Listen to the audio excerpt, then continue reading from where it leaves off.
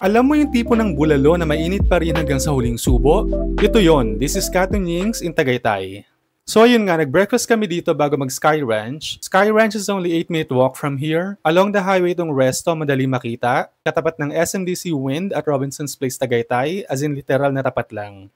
Pagpasok mo, may cakes, bread, pastries. Pero syempre, dahil malamig ang panahon, bulalo talaga ang pinuntirya namin. And let me tell you, hindi kami na-disappoint. Malambot yung beef, lasang-lasa yung sabaw, and the best part, may mini coal burner sa ilalim ng bowl. Oo, may apoy pa yan habang kumakain ka, kaya yung sabaw hindi lumalamig. Which is a big deal kasi diba sa Tagaytay mabilis lumamig ang food?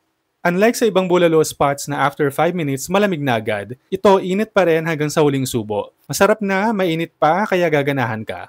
Kumuha na rin kami ng platter of rice para sulit. Yung serving nila ng bulalo, good for 2 na ha. So kung may kasama ka or kahati sa bayad, okay na okay sa budget. Meron din silang CR and hand washing area so walang hassle.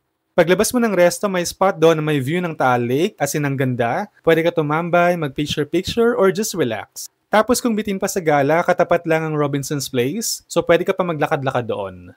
So ayun, if ever mapadaan ka sa Tagaytay at gusto mo ng bulalo na mainit hanggang dulo, Katunyings might just be worth checking out. Masarap, sulit, at swak sa Tagaytay vibes.